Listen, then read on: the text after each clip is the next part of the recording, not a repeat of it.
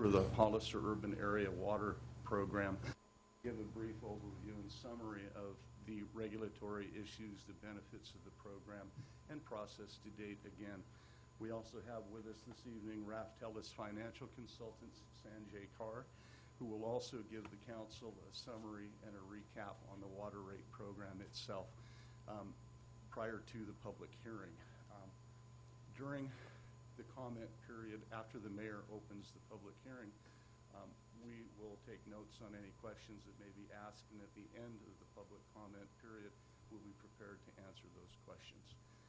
Prior to then the city council continuing the public hearing August 19th. With that, I'd like to bring Harry Blom to the dais or to the podium.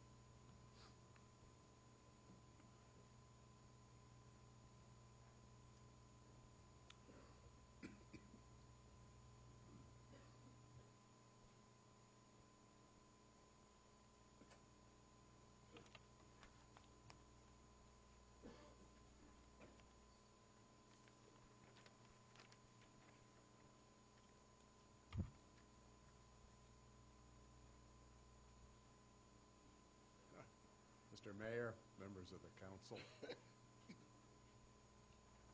Tonight I'm going to give you the summary that I presented previously, but because we have new members of the audience and not everyone has seen these, staff and I all agreed that I would give all of the people present and you an overview once again of the project. This is the Hollister Urban Water Project. It is for the entire Hollister urban area, and that area was defined as, the urban area is those areas that are in the city's general plan and the county's general plan for either housing, high-density housing, or commercial development. And so that dashed line represents the Hollister urban area. And the intention here is to provide those essential items that are listed as bullets. And the two probably most important ones are better quality drinking water and then local control to meet state regulations. So now amplifying those as we go forward. The regulatory requirements are for drinking water, we have something called the disinfection byproducts. And disinfection byproducts are as a result of applying a disinfection to the water that we use in our drinking water system.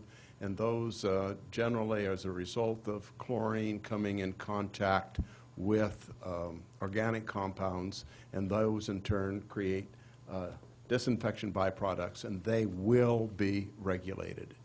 And the start is immediate. So in 2013, the regulation starts for DBPs. The less salt process then must be upgraded to meet that rule by the end of 2013. Now, as you know, the program that we have underway may not finish construction in 2013, but we have been assured that because we will be starting the project construction during this year, that the California Department of Public Health will relax that requirement and we will be in compliance for the disinfection byproducts. The next one is, and Rudy mentioned this earlier, is that on the wastewater side, your reclamation plant fully contemplated that there would be higher quality water being delivered to the commercial enterprises within the city and to houses that then discharge into the reclamation plant, and that higher quality water will be essential to meet the waste discharge requirements that are created by the state. We have the Water Quality Control Board. Our area is headquartered in San Luis Obispo, but with the project that we have presented to you, we will meet those waste discharge requirements.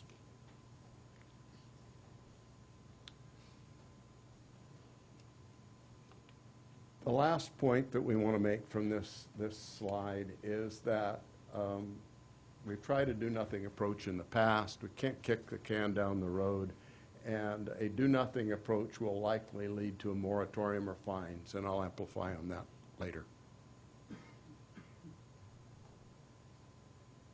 Did I go one too far? The better quality water does have benefits, and in the slide that I have presented to you previously, I had given a range, and as a result of a range of benefits and costs, and the range was a little under $30 that I presented to you before on the minimum side, and the upper side was in the 80s to $90 range. What we're saying is that for purposes of this kind of a presentation, that we would rather go on the conservative side, and these numbers reflect the bottom of the spectrum. So most people in your service area will be able to experience this kind of savings. Also on that slide is the point that we're going to avoid potential future fines. So we don't know what the fines would be if we actually entered into that kind of a situation, but we do know what the city of San Juan is experiencing. They have a $116,000 fine right now. It's over 3 years, which amounts to about $38,000 a year. They have 700 connections. You have about 6,000. So the cost per connection in fines is $55 per year. So if you have $55 times 6,000, you have over $300,000 per year in fines, and you have no benefits. You only have fines. The project provides other long-term benefits. The high-quality water that we will be bringing in is low salt, low hardness, surface water. We have addressed supply reliability. I know that's a question that some of your constituents have, and we're doing that through a diversity of supply. We have the Central Valley Project water. We know that that can be affected by environmental considerations, but we have other sources. We can purchase water on the open market. We have a plan in the future for developing North County high-quality groundwater and surface water.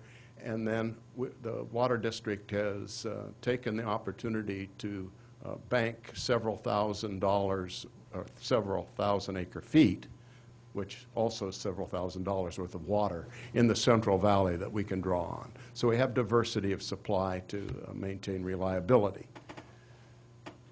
We want to maintain local control. We have had a series of hearings. They've dated back for 10 years, and to a person that attended those meetings, everyone agreed that we must have local control over our destiny. We must have local control of how our money will be spent. This project keeps that control local, and I can assure you, based upon hard-won experience, that if we lose control, someone else, notably someone in Sacramento or San Luis, will tell us what to do, and it'll be more expensive. I mentioned earlier that it'll meet the DBP and WDR requirements. It protects our groundwater basin. We have about 500,000 acre-feet of water in our groundwater, and it's continually being degraded through the addition of salts. It's a closed basin. That lip there at Chittenden Gap shows that very little water leaves our basin, so we have a tendency to recycle the water. So this project will introduce higher quality water so that we won't be adding as much in terms of salts to the basin, and that basin is so important to our economy in times of drought, and we're in a drought right now. For example, in the Central Valley, they are unable to maintain crops in certain parts of their economy because of an overdraft situation on their groundwater. And many, many of those communities are suffering horrible economic consequences. We do not have that problem because of our reliable groundwater supply. Whoops. I guess I click it, it goes back.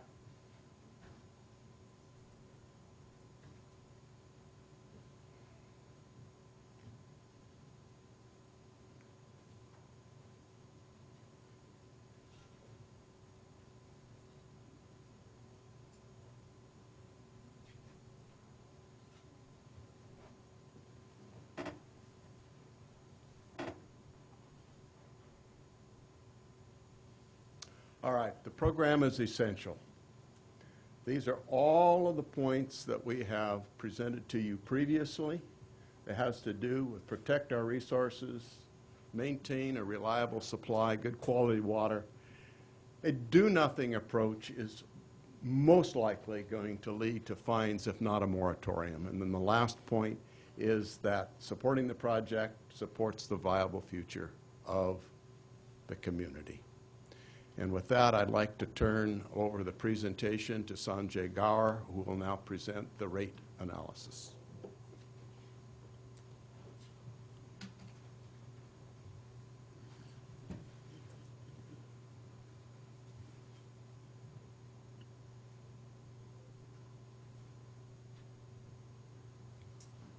Thank you. Honorary Mayor, City Council, staff, and citizens, I'd like to present Raftel's Financial Consultants' presentation associated with the water rates.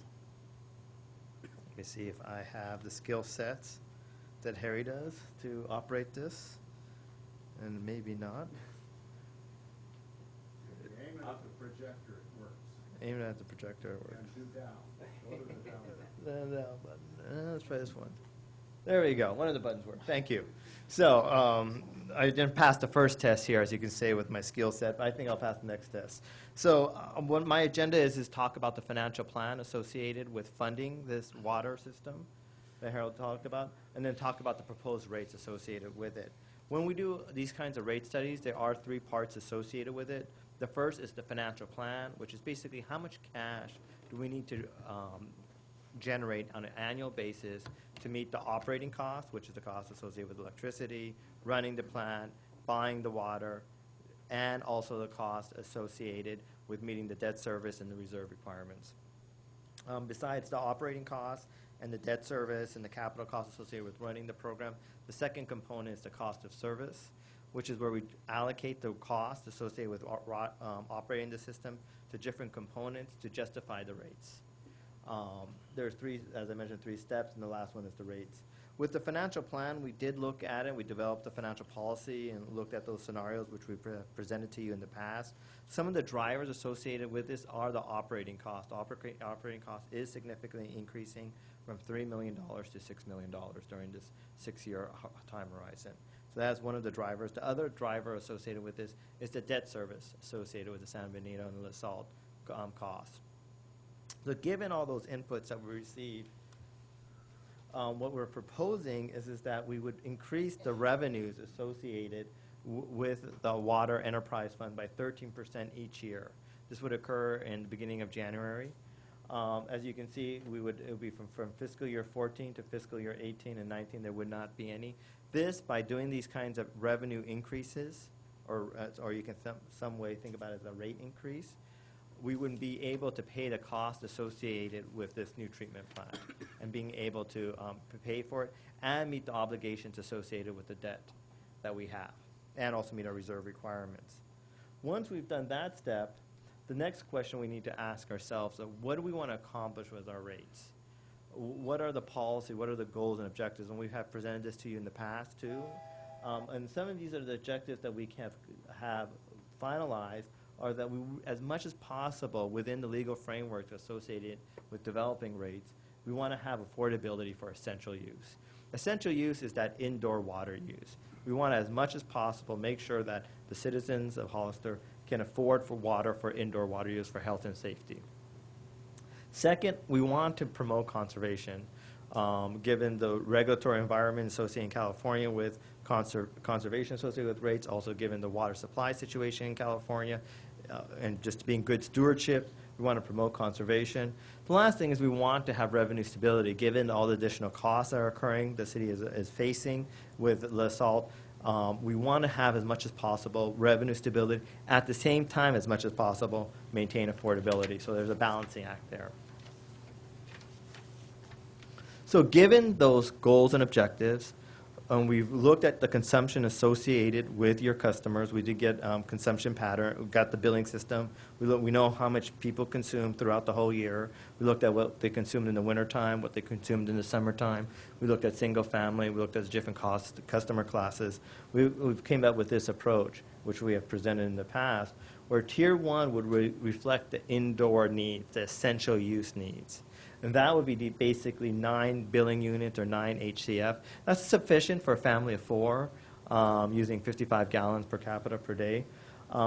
Based on those parameters, and since it's based on average winter use, there's a justification for having a lower rate there. Basically, in the technical terminology I would use, is that they're using the base system. They have no peaking costs. You design your system for the hottest day plus fire. So all that additional, you can almost think of the water system as layers. There's just to be able to provide the system in the wintertime. There's a system to be able to provide in the summer, and then the hottest day plus fire. Each additional layer costs money. So the simplest layer, or simplest, is just the average winter use. And we've determined how much that would cost. The second layer is the outdoor water use. That's where we looked at the average summer use. We looked at how many customers use that. And that's basically 15 billing units or 15 HCF. We know how much it costs to provide that service for that extra capital and the operating costs, so we can be able to justify a rate associated with that. Then anyone who wants to use more than that, which they're able to, of course, then they would have to pay for that additional cost to provide that extra service for that customer. So we have a nice justification for the tiers and a rationality of why certain people pay more for that meet the requirements of Prop 218. So based on that information, we have these rates. Now, the current rates are over here. You see the $2.46 and the tiers. Now, we have changed the tier definition. So there is your current tier definition is much more generous. It's from 0 to 30 for Tier 1, then 30 to 50, and then 50 above for Tier 3. Very few people are in 50. 50 is extremely a lot amount of water. And most people are in Tier 1 because the average, as I said, the average summer use is 15. Based on that, we have these new tier definitions, the price. One of the things you will note is that Tier 1, that price has dropped. Even with the rate increases that I've been talking about of that 13%, it dropped from $2.46 to $2.07. So we're achieving that goal that we've talked about, which is affordability for essential use. And you'll see that with the customer impact and the average bill and the different usage, what will happen there in a second. The other one, as you can notice, is that the tiers are a little bit higher price for Tier 2 and 3. That's that goal, as I mentioned, of promoting conservation. As you can see also, we have a uniform rate for down below for all the other customers, which are irrigation, commercial, industry, and multifamily.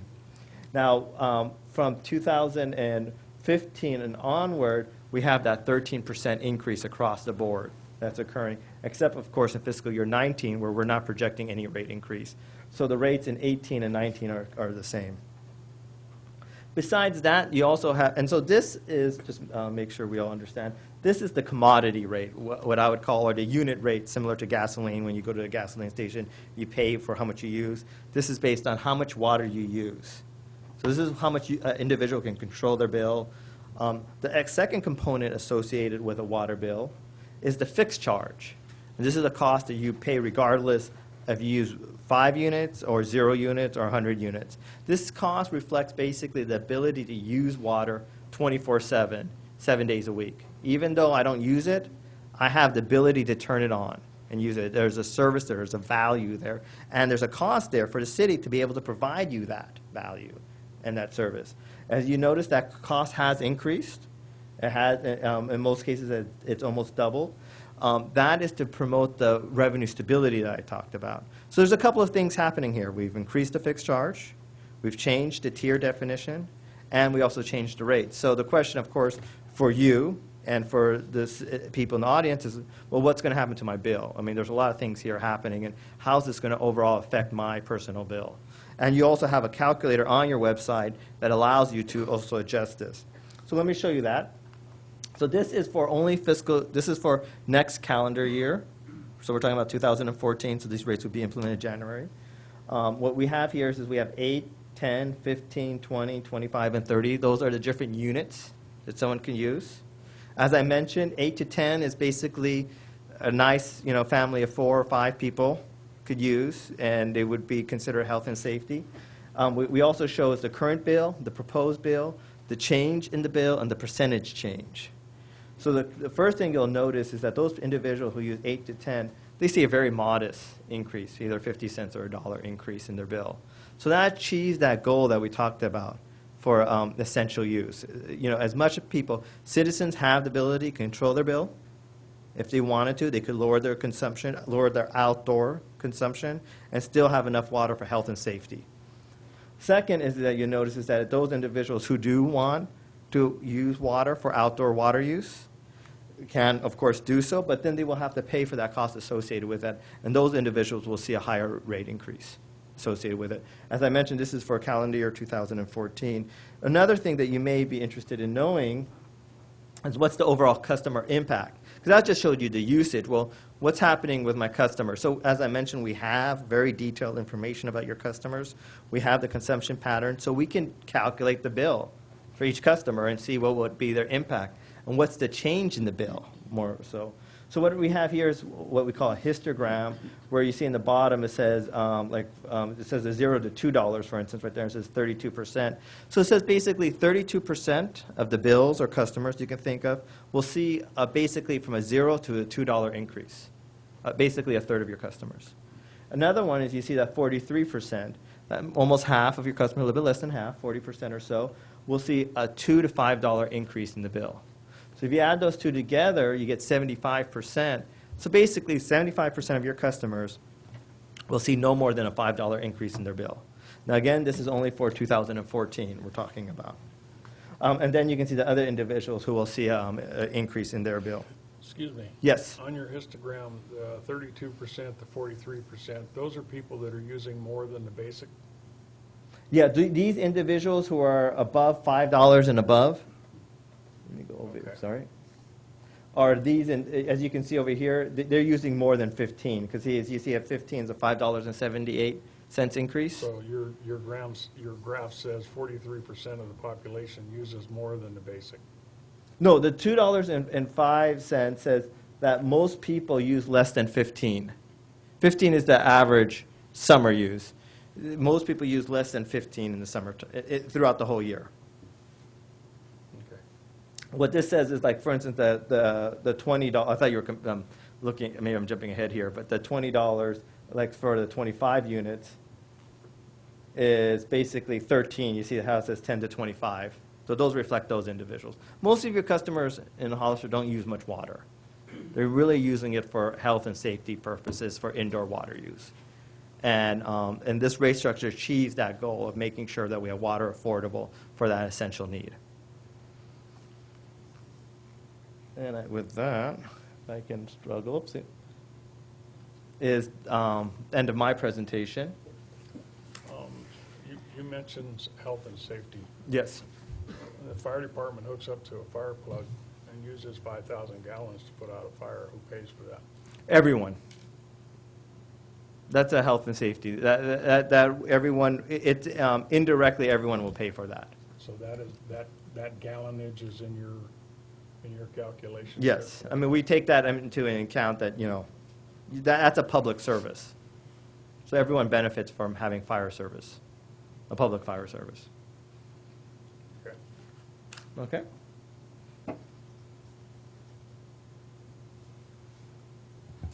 Okay.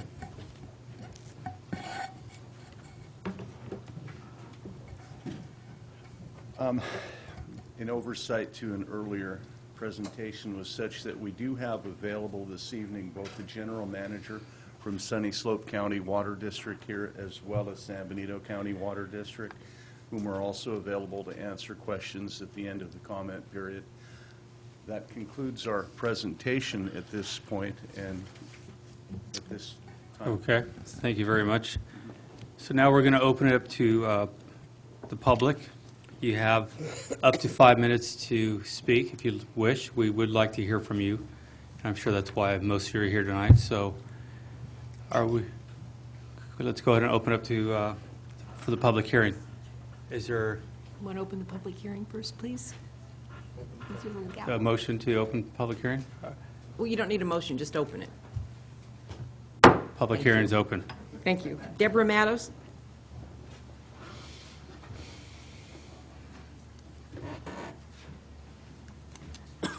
Mr. Mayor, I have a quick question before the speaker starts.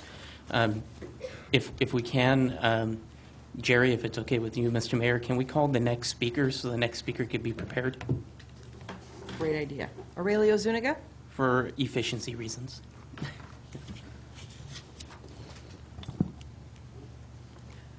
Though this water system may have merit, I think at this time, the city of Hollister is strangling a number of its people that live here, owners of homes and renters. This is, again, a proposal you're bringing before us that you're asking for a 5-year plan. I know it was said that we should never talk about the sewer system, but you do have commingling, and they were already talking about the waste discharge and the reclamation plant, which is the sewer portion. We still do not see a decrease in our bill, and I think most people are up in arms at this point because the sewer system is still on our bill. We have 5 years which we paid for this. Sunny Slope and San Benito County never paid for it. We were the ones that bore the burden, this city of Hollister. Then you ask us again to accept another 5-year plan. Gentlemen, ladies, we asked you back in 2006, would this drop back to the normal rates once the plant was built, which would be the end of 2012. It's 2013. I don't hear anything about it. Now, those are my problems with this rate increase coming on the tail of another fiasco. And yes, we have a plant, but do the right thing by the city of Hollister. Don't keep asking for more money and not doing the justice. Thank you. Thank you very much. Aurelio Zuniga? Following Mr. Zuniga is Rick Perez.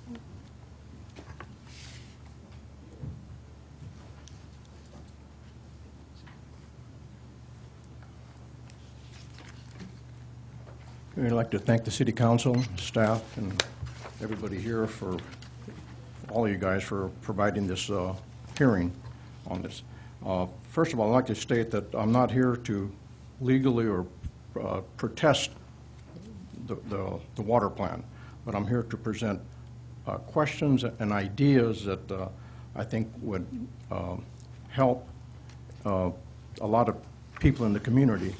And one of the things, first, let me start off with, I think that what the problem here with a lot of people in the community, it's not just the water that's bothering people.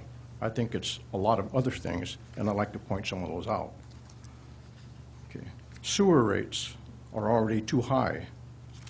The rates have increased from $31.30 per month to the current rate of $86.32. That's an increase of 175%. Okay. Garbage rates have been increased by 4%. Landfill rates were increased by 20%. Mosquito abatement fees were increased by 8.1%. PG&E rates will be increased by 15%, the gas, starting in January 2014, and the electric rates will be increased by 5.2%. And now, our water rates are proposed to increase starting January 14 and are expected to increase by over 100% in the next 5 years. It is important to keep in mind that Hollister currently has one of the highest sewer rates in the entire state of California. I'm pretty sure that's accurate. To my knowledge, there's only one city, and that's Placerville, that has higher rates than Hollister. There may be others, but I know that we're one of the highest. And so my whole thing is that we were told in 2006 and 7 that as if there was growth, that the rates would not go past around $71. And obviously, after the improvements were made to the sewer treatment plant, everything collapsed, there was no growth. And so I understand that. But now there is growth. If you look around town, behind Target, 36 homes there.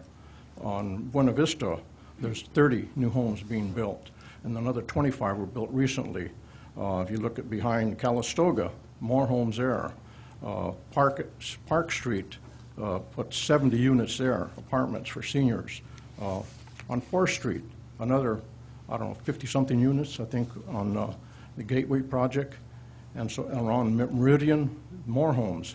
And from what I can see from the planning, looks like there's going to be more growth. So my whole point here is, will the city council, or can you consider lowering the sewer rates to help offset the increase in the water rates? Personally, I think it's possible, but I don't have all the numbers. Okay, but that's what I'm here for, to try to put that out there and see if it can be done. Like I said, I think it can, and I think I gave passed out. I have a lot of questions also. Not that I'm opposed to it, but I have a lot of questions on the water project. But anyhow, thank you. Thank you very much. Okay. Rick Perez. Sorry. Followed by Linda Lampe. Mayor and council members, you know, I got just a really simple statement. I know for the petition, to sign the petition, it was mostly homeowners, only homeowners that counted. And, you know, I've been paying my bill for the last 15 years. And it's a shame that I don't have a voice. And the other thing you were talking about, higher quality of water, you know. I don't know about you guys, but I don't drink my water out of my faucet, you know. I'd like to, if someone could expand on what they call higher quality water. That's it. Thank you. Thank you very much.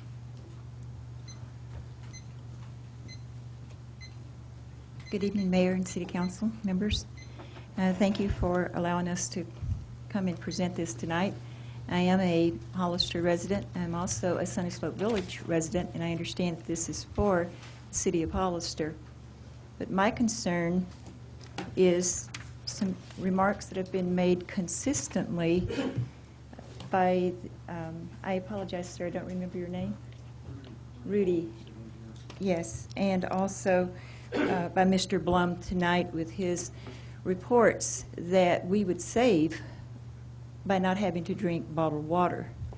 And my concern for you is the safety of the water now. Have we, as residents of the city, been drinking water that's unhealthy? And not only that, we come into downtown Hollister to the restaurants. Should we bring bottled water if we're not to drink city water? Or should we ask the restaurateurs to provide bottled water and make my tea with bottled water, because they both said that they drink bottled water? Do we have a concern here for safety for our water? The other issue, too, that affects the whole city, my husband's a real estate broker, and I see Mr. Ray Pierce here, he's a real estate broker. If you're wanting to sell homes, should we exclude the market? It makes it really pricey and very expensive when a family is wanting to move into a community for their total household bill, not just affordable housing for the mortgage payment, but also for the utilities and the things that have been discussed here tonight. I understand that progress needs to take place, that things need to improve, but my biggest concern truly is, what have we been drinking? That really raised my alarm when you said that you drank bottled water and that we could save $10 a month. I personally have had liver surgery. Our city councilman had a liver transplant. You know, my husband's got health issues. Do we need to stop drinking water? I'm seriously concerned about this for all of the community. Thank you. Thank you very much.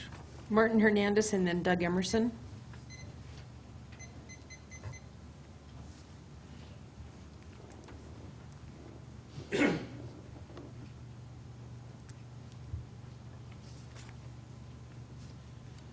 Hi, my name is Martin Hernandez. I represent a small community in the Riverview Estates, just off of Union Road.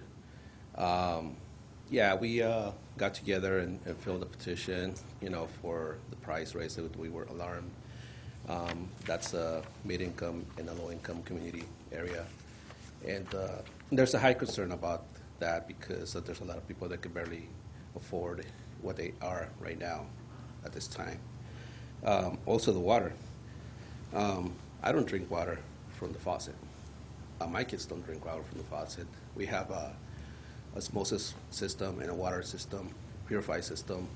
But even I noticed that sometimes in the showers and in the toilets, we see a lot of buildup of, just keep replacing those continuously because of the water condition. I think it's either the chlorine is too strong or something. And at times we have the water comes in a brown color. I don't know if that's because of and it cleans out. At times it just goes away. But one of the main concerns is the economy because I know it's a lot of people struggling, trying to sustain a job. I'm a single provider. I got 4 kids, and 3 kids and my wife, and that makes it harder for us. So basically, it's concern. I understand that I was looking at and listening to what they were offering, but I also all I saw is increased rates, increase in here, increase there, but it's like a new car with new accessories, but it's going to cost you so much. But we put up the money, but also in return, we like to have quality if that be the case. And also just basically to be able to afford what we can at this time and the future concern of what we can afford. Thank you very much. Thank you very much.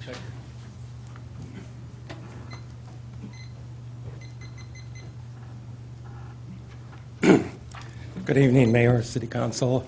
My name is Doug Emerson, resident of Hollister. In looking at the proposed rates in the project, I think when we come to a decision like this, we have to look at 2 things. What are the benefits of this? Whenever you spend money, there should be some benefit associated with it. And then if you don't spend the money, what are the consequences or what are the downsides?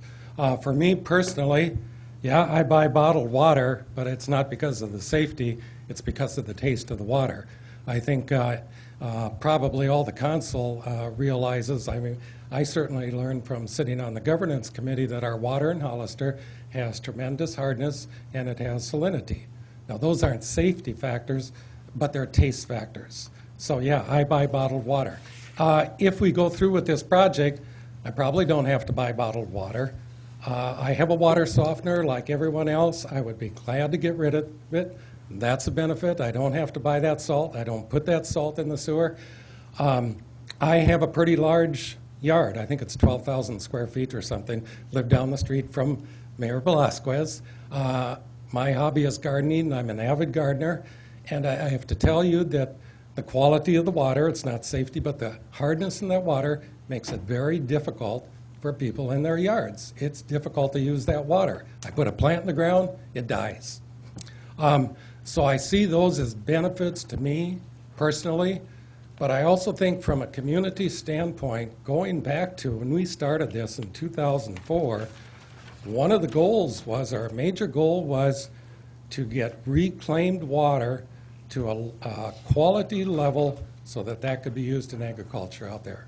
And we can't do that now to the full extent because of that hardness and that salinity in the water because of the salt goes in there. So I think there's a tremendous benefit to the community for going forward on this project. All right, what's the consequence if we don't go forward? I was elected to City Council in 2004, 2005. I think everybody in the community remembers 2002, 2003, 2004. We had a problem with a sewer, and we had to do something. And like somebody mentioned, for a couple years, we kicked the can down the road. We thought of cheap things to do. Let's go dig some holes out here. We ended up with a moratorium for 6 years. We ended up with $1.2 million in fines. That finally, over about a year, We managed to work with the Regional Water Quality Control Board to eliminate those fines, but the conditions were we adopted a plan that we were going to deal with two things. One thing, we were going to build the wastewater treatment plant, which we did. The second was we were going to have a long-range plan, and we're in phase 2 now, that talks about the quality of our water.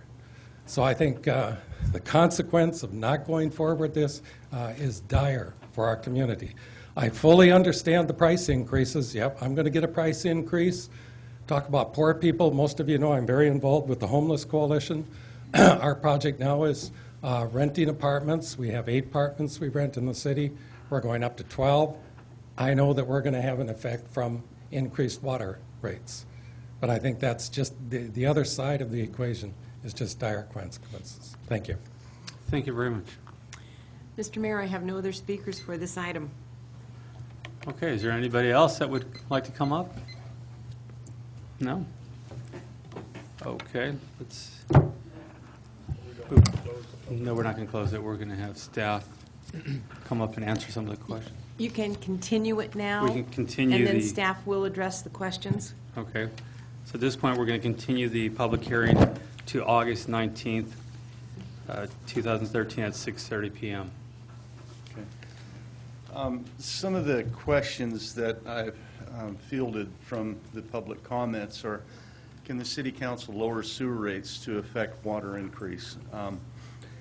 Commingling of the enterprise funds is not something that we can do. However, I do know that staff is very concerned in the administration about the effect of the sewer rates on its constituents.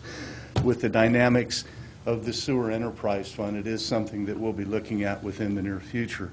But for the purpose of the water enterprise program, we're maintaining our autonomy with water rates only. But again, in the synergy of all water enterprise for the city itself, it is something that I believe the City Council is interested in looking at in the near future. So that, well, I guess, would be the short answer. Second question that we received is, what is higher quality water? Mr. Blom in his presentation described the need to import surface water so that we get away from the hardness scale of our groundwater supply, as well as other issues, the salinity being one, nitrates are another issue, and there being a whole host of legacy contaminants associated with the agricultural industry that serves our county. Higher quality water in this case is the importation of surface water from the state of California, or the Central Valley Project itself, to get away from the hardness scale, to get away from the nitrate issues, to get away from the salinity, to improve the quality of water that we're providing to our customers within the community. And also, again, as the discharge occurs at the wastewater treatment facility occurs, to improve the quality of the groundwater basin itself, and to a degree reverse the effects that have been occurring within our groundwater basin for the last 100, 200 years, to get away from the effect of the soft water conditioners, which are contributing to the increasing problem associated with the salinity content of the groundwater basin itself. So when we refer to the higher quality water, it's for the purpose of consumption, it's for the purpose of regenerating, replenishing our groundwater basin, and overall providing a better water supply for the community of San Benito County and the city of Hollister, for that matter. The third question that I fielded was, have the residents been drinking unsafe water? Currently, our water that we provide to our customers meet all all treatment requirements of the California Department of Public Health. We are not in a violation mode with our drinking water. Our drinking water concerns at this point are due to the increasing regulations within the regulatory environment associated with the California Department of Public Health, which stems from federal legislation, being the Safe Drinking Water Act itself. It seems that the industry, on a progressive basis, is always finding different elements that we need to address to protect the health of our constituents, to protect the people itself. And with this phase of improvement to the facility, it has to deal with the disinfection byproduct rule. And with the disinfection byproduct rule, it's an attempt to eliminate or reduce the carcinogens that are associated with the chlorination process that's used in disinfection. And so that is the purpose of these improvements. One part would be simply to eliminate our problem with the disinfection byproducts, and also to get us away from the salinity issues that are contaminating our groundwater basin. And those were the only 3 questions I had. If anybody else has further questions from the council, I'd be happy to answer those questions. Thank you very much. Councilmember Gomez? No, I don't have any questions right now. Councilmember Scutini? No question at this time. Councilmember Friend? No, I have no question. Councilmember Valdivia? Yeah, I was going to ask Harry or somebody a question. Do we have any folks writing in concerning the water rates? Yes. I remember, do you guys have a percentage or a number? I mean, Not yet. not yet? That's not available? I received several tonight. Pardon me? I received several protests tonight. Oh, okay, okay.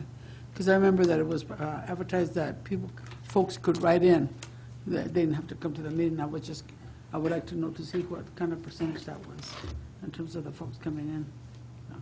Yeah, no, all notices have been delivered to the city clerk's office, and will continue such until the 19th, when they'll be tallied and shared with the council at that time. Okay. And then we're going to postpone the hearing to the 4th? We're continuing through To the 13th? 19th. 19th, okay.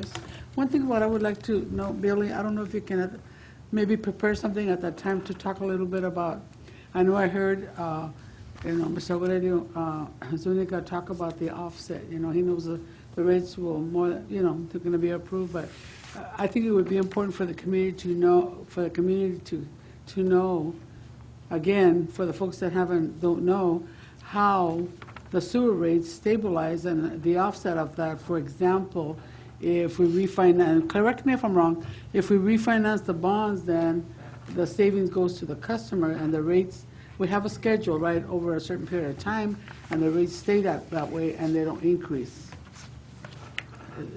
Can you Yes, Councilperson Valdivia. You know what I'm What talking about? we can do is this. I know that we're trying very hard to keep sewers separate from water, but what we can do is provide you some information from the finance department that talks about what the rates that were adopted by the city council way back when we issued the bonds, and where those adopted rates, how they actually haven't been totally implemented because we are growing and things are occurring. So we'll get those numbers to you, and it's very similar. I would assume with the water rates is that when you're seeing these water rates on the charts that are going out 5 years, when it is possible, the city council may not have to implement a rate hike if we are covering our cost of debt service and operations and whatnot. So, I mean, we do that with sewer. We'll get you those numbers. We probably intend on doing that with the water, and that remains to be seen. But yes, I can tell you that I know that we haven't implemented our sewer rates to what you all adopted in 2006. So. Okay, thank you. Is that it? That's all. The question of the rate increase, average of about 70% of the residents would see an increase of about $5. Mr. Bloom, is that what we're going to see across the year? Comfortable with that? And I have to say, it's hard to sit up here and be mandated by the state telling us what we have to do, or else we're going to pay a fine and be hit pretty hard by not doing it. But at the same time, after spending some time, I've just been here for 6-7 months now, but understanding this fully now, it starts to make sense. I think one of the first things I learned was on one of the tours of the reservoir was how one of the communities, Pajaro Valley, decided several in the 50s, I guess, that they didn't want any part of this whole idea and they were going to stay out of it. But San Benito County and Santa Clara decided the future says we should be doing this. And because of that decision, our water rates are actually much lower than they would be, because Pajaro Valley right now is suffering because they don't have the the water they need, and now they can't afford to buy in because it's $50, $60 million to buy into what we did years ago.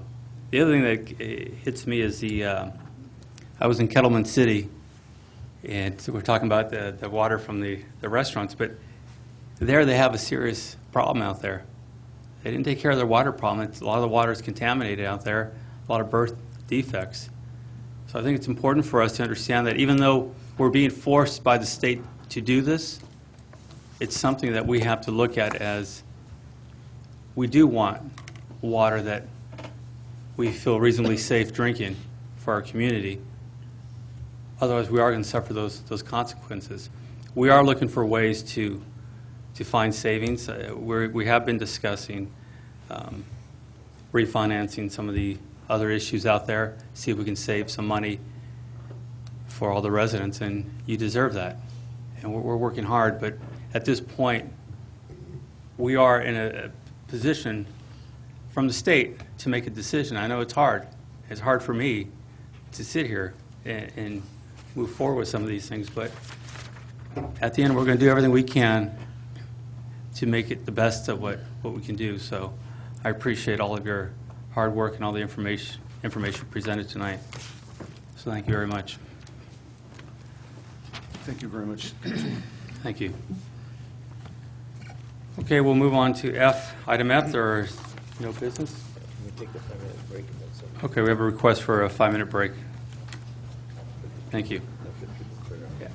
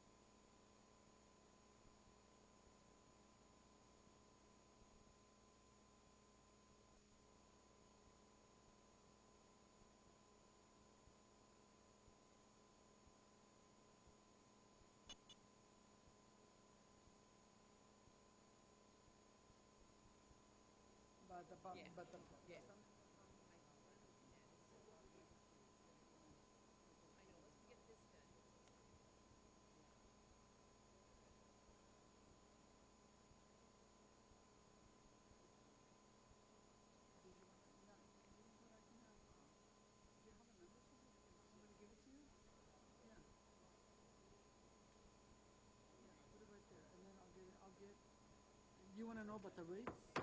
Yeah. For Stanislav? Okay, folks, let's resume the meeting.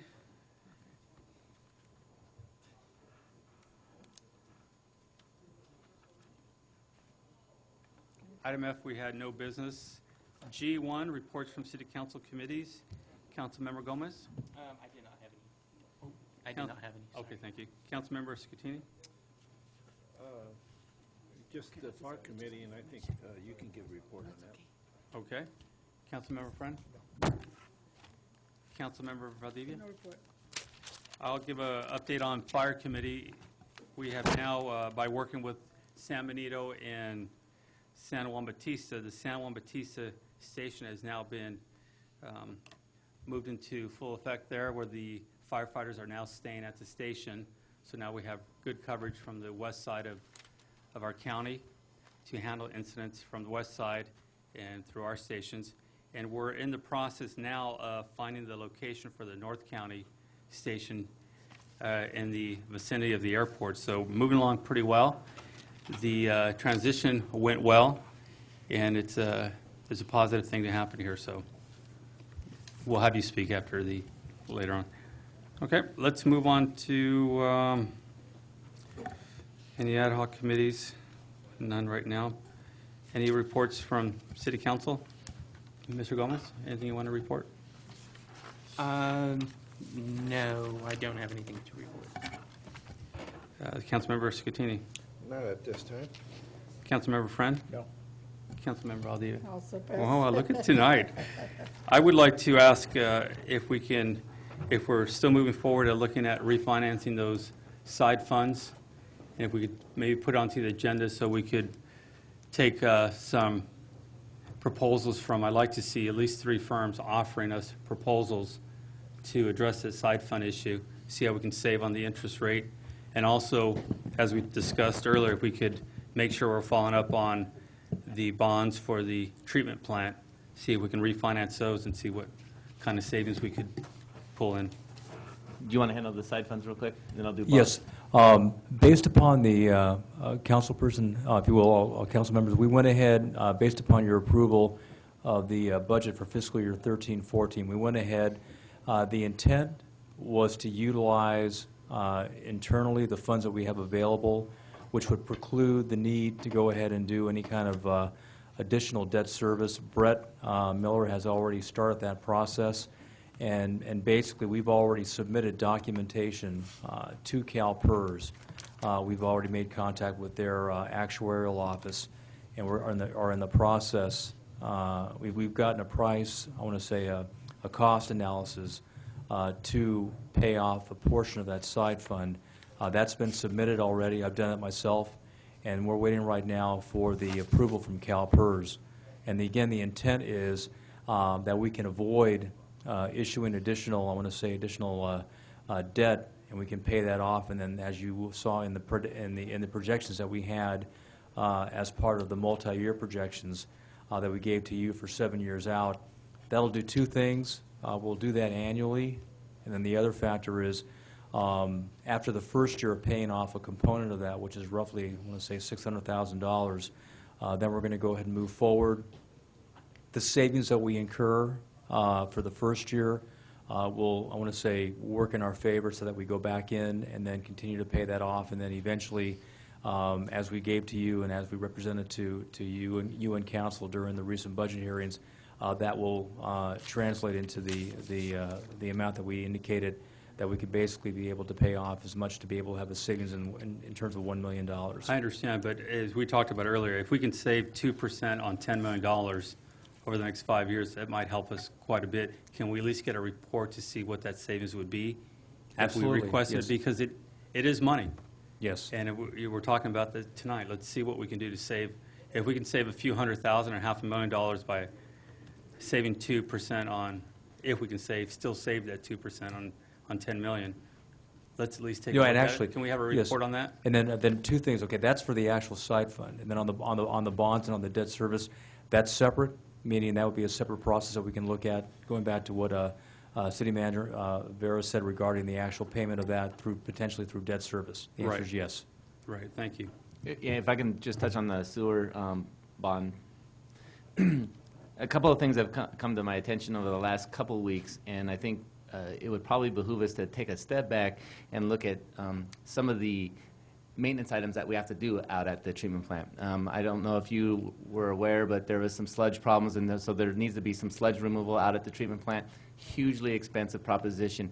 There may be some canisters that need to be replaced shortly. So what I want to try to do is prepare, not necessarily like a CIP, but sort of a maintenance budget where we think that there's going to be some huge dollars spent at the treatment plant over the next few years. I would hate to defease $6 million worth of bonds because we have $6 million laying around, and then all of a sudden have a project that costs us $2 million, and we've got to try to figure out where to get the $2 million from. So I think before we come back and talk about defeasing, I'd like to at least get some buy-in on what we expect, some maintenance costs. I agree, and I think it's a good point, but let's find out, as you point out, what that cost will be. Yeah. If we can pay down $4 million of the $6 million, no, absolutely, that helps also. Yeah, we'll do what we can do. The side funds is a separate issue, so we can look at receiving proposals so we can look at those numbers. It might be where the savings is not that great and we don't decide to go, but if we find out there is a large savings, we need to do our part here for it. So if we can get a report on that, I'd appreciate that. Absolutely. Okay. Okay, thank you very much. City Manager, do you have any? I just have a couple things. Real quick, I'd like to read a memo. The State Controller's Office performed a gas tax and traffic congestion relief funds audit for fiscal years 2005 and 2006 to 2011, 2012. There were 7 years total there. The auditor initially found that the city was out of compliance with its maintenance of effort, its MOE, as it was related to the traffic congestion relief funds for those years, actually specifically for fiscal years 06, 07, and 09, 10. The initial claim was for approximately $700,000, which would have had been repaid by the general fund. So I want to give a shout out to Brett Miller. He was able to justify those expenditures during the audit, which was related to the MOE. These justifications were accepted by the State Controller's Office auditor, and the city is now in compliance, and the initial dollar claim has been removed. So we're in good standing. So I wanted to thank Brett for that. He's not here tonight. He's not here tonight. Yeah. That's Well, all right. thank you. I just have a question. And then, I'm sorry? I'd like to ask you a question. Sure. How do we become not in compliance? Oh, we weren't. I mean, it was just through an initial audit, they found us to be out of compliance, but after further review, it was determined that we are in compliance. So we weren't? We weren't, no. Okay. We're good. I just wanted to make And then second, real quick, just in case the council receives any complaints about an odor in town, cannery started up. You probably have heard sometimes when the cannery initially starts up, there is a small odor coming from the industrial treatment plant. We've had our utilities folks meet with the folks at the cannery.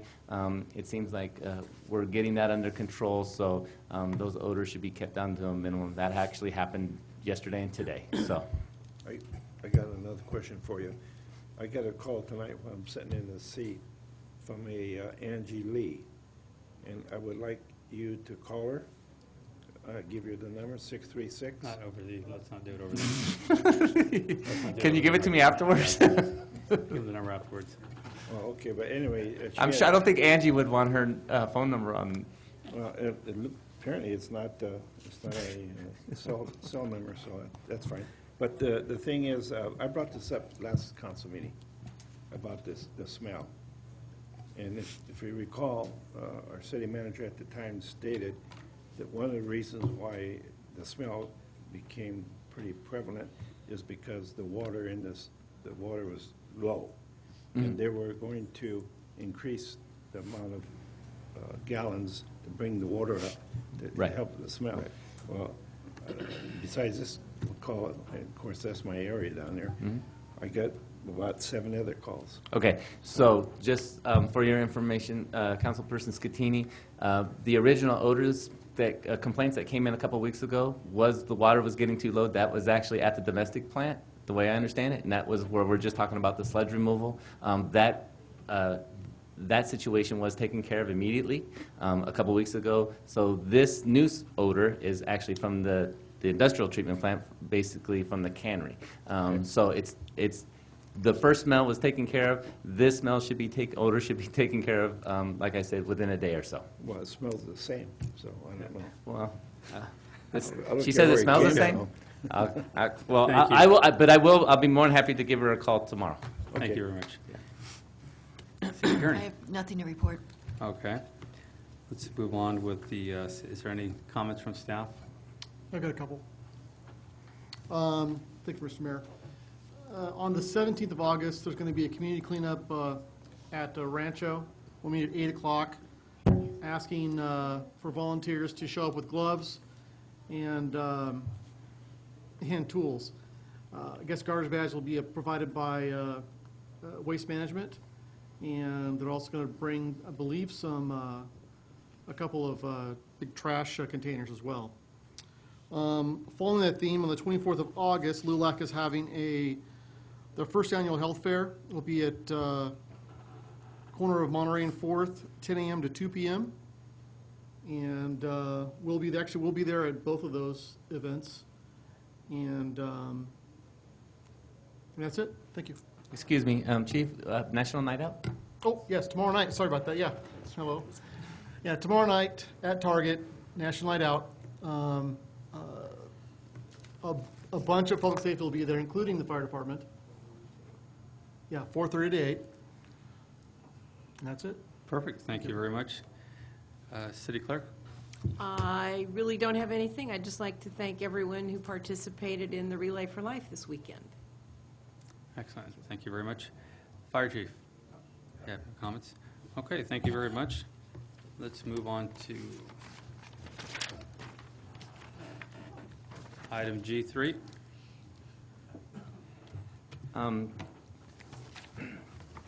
Good evening, Mayor and Council. This item is real quick. Currently, Mayor Velasquez sits on the Oversight Committee for the former Redevelopment Agency. We believe that it's probably in everybody's best interest to have him resign from that post and appoint a new member of council to the Oversight Committee. Staff is recommending that the appointment go to the vice mayor, unless somebody else really wants to do it. We meet usually on Thursdays around 3 o'clock. One Thursday a month. It's during office hours, so I'm not sure what the availability is of everybody. But again, staff is recommending that Vice Mayor Scattini is the new appointed person by the successor agency to the Oversight Committee. Okay. Does that work for the other council members? Do we need a motion? Yes, please. Is there a motion on that? I'll bring a motion to approve. I'll second that. Second, all in favor? Aye. Motion carries. Thank you very much. Move on to item G4. Thank you, Mayor. One of the things I think that the council's been asking for a while is some sort of report on economic development and the use of the funds that we now have from the sale of the Walgreens property. Staff has prepared a couple of tables and responses to some things that were actually on our internet. I'd like to take just a few minutes and go through them. We can take as long as you'd like or spend as little time as you'd like, but there are a couple key things that I think we would like direction on, at least by the end of this evening. As you know, with the sale of the Walgreens property, the city of Hollister has received some one-time money, and I think the direction from the council has been to use that money to spur further economic development. One of the things that the city has also been the beneficiary of lately is we now have a national park in our county, and we have the resurgence of the motorcycle rally, which is two very beneficial things to the community, which should draw tourists from all over the country. One of the things that the city of Hollister is lacking, and actually even the county of San Benito, is hotel rooms. We have a shortage, we believe, a shortage of hotel rooms. We've done several studies in the past that have identified that usually our Sunday through Thursday occupancy is really good, but we started to fail a little bit on our Friday through Sunday. We believe that now we are 10 years from most of those studies. Our community is growing. We do have these new the park and the rally coming in. Not that those are the only things that that should help, but we think now is the time to probably prepare what's called a PKF report. And a PKF report is really a private financial firm that deals solely with doing marketing studies and financial feasibility studies for hotel motels. Most private financial institutions will require a PKF report anytime they're financing a hotel development, whether it's Marriott to mom and dad's motel hotel. We've been in contact with PKF, and what we would like to do is kind of just a citywide report so that we can forward that on to folks. As you know, that we've had a Fairfield by Marriott approved for several years that is basically stuck in the financing hole, and we believe that there's actually other people out there who are wanting to do other hotels or motels in the area. We know out by the airport there's one that's trying to get off of the ground, and we just believe that if we can help the private developers in getting financing for these projects, we might be fortunate to get one off of the ground. Initial cost for the PKF report is about $15,000. They don't have a real long lifespan, but I believe that if we get one, that we can probably use it to our benefit probably for 6 months to a year, and certainly if there are hotel developers that are coming in, they can use that at least for a basis for just doing updates to that report, and shouldn't cost the developer much when they actually go to finance projects. So that's one of the projects that I think that staff has identified as something that we'd like to do right away, probably in the first 6 months. These next items I'll give you is basically what we'd like to try to do in the next 6 months to try to get things kind of off the ground. The next one is the Gateway to Pinnacles. We have been asked to participate in a wayfinding sign. I believe there was some council members present at a sort of a webinar, seminar type of thing that talked about wayfinding signs basically for the community. And they would include everything, but one of the big ones obviously was the new national park. What kind of COG came up with is a normal share of the program, which would be about $13,200 for us. It's about 60% of the cost, and that's basically just based on population of our city. The other funds would come from the County of San Benito and the City of San Juan Bautista. We believe that taking this lead role and getting some commitment out there first, maybe put some pressure on the other organizations to maybe go ahead and partner up with us and try to get that done again as soon as possible. One of the other things that we've done in the past is we've received leakage reports or gap reports that basically say what the city of Hollister has been losing in retail sales to surrounding communities. The last time we did one was in 2008. Those reports seem to, they are very beneficial when we are talking to developers in the commercial, especially in commercial developers, identifying what our needs are in town. In the past, I can tell you that it's odd, but we do very well in the supermarket industry. We don't do very well in the apparel industry. We are missing out pretty big on home improvement and garden centers, which is probably why Lowe's was trying to be here for those few years.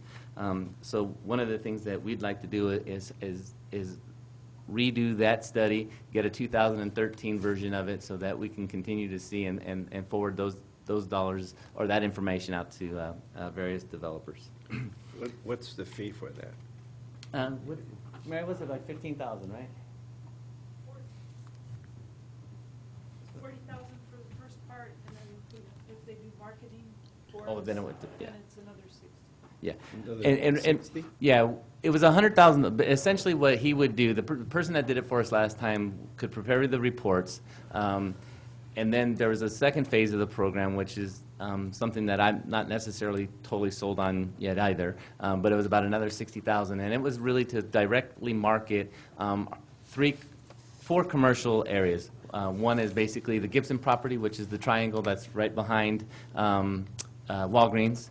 The Guerra site, which is between Hillcrest and Meridian off of the bypass, the West Gateway area off of 4th Street between Westside Boulevard and the bridge, and then they were actually throwing in downtown, sort of for free. But it's still, I believe that's pretty substantial to do that direct marketing. And the other thing with the direct marketing is that we really need to have buy-in from those property owners that they're going to actually allow us to help them market. Sometimes we get hit with resistance when it comes to meddling into their affairs. So that's something. But I do believe that getting the first part of it is pretty important to identify what sort of businesses we should be targeting. Okay. The 400 block, as you know, was owned by the former redevelopment agency. The state of California is requiring that successor agencies dispose of that property. It is the grass lot that's in between by the vault and 4th Street, adjacent to the Briggs building. One of the things that the assessor or the appraiser, we just got a recent appraisal on the property. The property was valued at $220,000. We believe that it is in the city's best interest to try to purchase that property and keep it under city control for a number of reasons. One is we think it's a keystone property in the city of Hollister. The second is that it's viable for at least in the next few years for the rally. And you know, it is, I think, what we would say is a real community benefit. I don't think that the city of Hollister would necessarily want to open up RFPs and, you know, sell the property to a private developer. That private developer puts a fence around it, and we don't get to use it anymore. So that's one of the things that we were actually looking at. Again, that's a pretty big chunk of the pie at $220,000. But I believe that, you know, in the long run, it's still an investment in our community. I don't think you really should consider it money just spent until we actually until we find the right use for that property. Has And maybe, Marty expressed any interest? I know that he's been wanting to purchase that property, okay, right? if he wants to double it, he can buy it. No. Again, and this is all kind of sort of, we need to make sure that the state of California is okay with that. The Department of Finance is generally going to be the final say, but we don't believe that there should be a real big problem as long as we are, the city is, really paying fair market value for the property. So, Bill, you just got one appraisal on that property? yeah. That's usually all you would really need. It doesn't. You can get two, but it's usually when you're in. The only time we really deal with two appraisals is when the city wants to buy something and the property owner doesn't really want to sell it, and they each get one, and we try to figure out where we land in the middle. But when it's just trying to establish what a fair market value is, one appraiser is generally good. A gentleman by the name of Mike Cullinan, a local appraiser here in town, very, very good, I believe, appraiser, and does a real nice job at preparing the report. So we're pretty confident that he's got the right value for that. The other project that we have listed is kind of in a short term is, I want to be careful how I say this because people get excited about it, is an impact fee waiver program. And what I'm looking at doing is coming up with a program with a dollar amount that the council is comfortable with that says essentially any commercial or industrial project that comes to fruition, say, within a given period of time, basically we will pay for their impact fees. So it's not necessarily a waiver of impact fees because we're not allowed to waive impact fees. But what we are allowed to do is take funds from our general fund and make sure that those impact fee funds are made whole. So if you come in and you want to build a $20,000 commercial retail building on the corner of whatever, we would, pending approvals and getting building permits and whatnot, there may be an advantage to the developer to come in and say, yes, we'd like to participate in this program, and maybe we can spark some additional new construction and new retail space or even industrial space with a program like that. We haven't necessarily ironed out all the details yet, but that's just something, again, that we'd like to kind of bring to the council, possibly for adoption. I got a question on that. Sure, yeah, go ahead. So if we pay it, they will reimburse us eventually? No, what would happen is that if they go through the process of getting their entitlements through planning, they receive their building permits, they start construction, they finish construction at the time that their impact fees are due for final, the city would ultimately then pay for their impact fees. But what we get is we have a new building or we have a new use. That's kind of like the RDA, right? Yeah, I mean, anytime you subsidize Like a the project. facades, in other Yeah, words. well, you would be subsidizing the project. Yeah. But in this case, maybe even possibly retail sales tax. I mean, Well, yeah, what you're generation getting in return obviously. for that is you're getting increased property tax values, you're getting jobs, you're getting retail sales, you're getting sales, you're getting something in return. Right, but you're also putting out quite a bit of money if you're paying for all the fees. Absolutely. And as you know, development is expensive, and anything that you can do as a council to try to stimulate that is actually probably a good thing. Again, we're talking about a number of jobs that, whether it be in the actual initial construction part of it or the permanent jobs. I mean, and that's kind of what we would try to tie it to. So, again, there's nothing set in stone, and we can work it any way that the council is comfortable with, quite frankly. Longer-term projects, we have a fault that runs right through downtown that always causes a problem with fault investigations and making sure that people, the Alcatraz-Priolo Act of the state of California requires us to do fault investigations. For example, the fault investigation for the courthouse, the new courthouse, was a little over $300,000. The fault investigation for fire station number 1 was a little over $130,000. Again, when you're talking about having the private developer build a building downtown Hollister, looking at those costs that are actually over and above what a normal construction would be just outside of downtown is something that actually doesn't help any. So what people are doing is they're looking outside of downtown. If we want to continue to have reuse of those buildings, for instance, the Lido Hotel, and there's a few other ones that that are burned down and abandoned. They really can't do anything until this is kind of put to rest. So what we're trying to do is work with the state of California to try to get a waiver. If we have to do additional studies in order to get that waiver, we're looking at a couple $100,000 or $125,000 to do some of these additional tests to see if we can convince the state of California that we don't necessarily have any surface faults. We have a hard time digging down far enough to get to the soils that are old enough to actually do an appropriate study. And that's one of the things, that's the other shortcoming of doing these trenches, is that a lot of times we can't get to where they need to be anyway. Case in point was the fire station. And ultimately everybody just agreed if you can't get there safely, then don't worry about it, there's not a problem. But again, that's a lot of money to spend to get to, it's not a problem. Only in government. Huh? Only in government. Exactly. Mary's identified a few other programs doing kind of the agriculture industry, trying to tap into making sure that there's a lot of ag businesses that are in town that bring in a lot of people from a lot of parts of the country and a lot of parts of the world. That we have actually a young lady that works in our office whose husband works for one of the large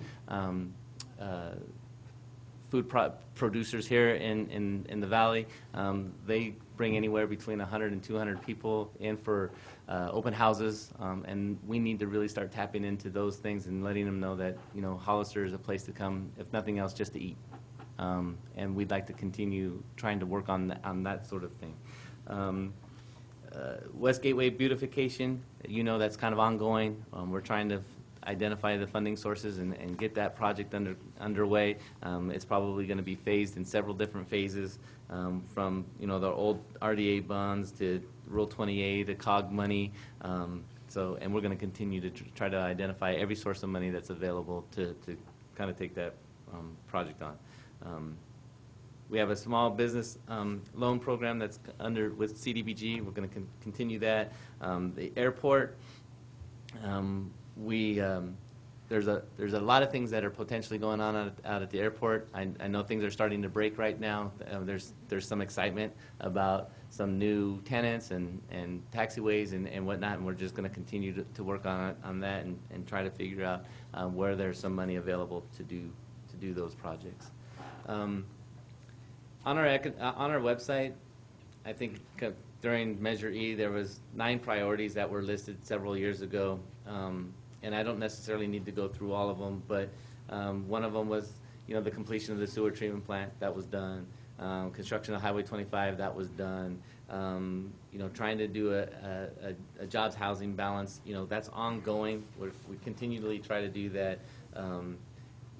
Try to maintain our strong agricultural heritage and for Hollister and San Benito County.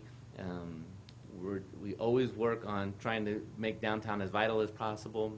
The redevelopment agency, I think, did a phenomenal job, and somehow we're not getting credit for it right now. We're going to fight for it again. Is the courthouse, which is going to be completed here in the next couple of months. The redevelopment agency and the city and the county played a large part in making sure that building stayed downtown, and that is still one of the key parts to this community.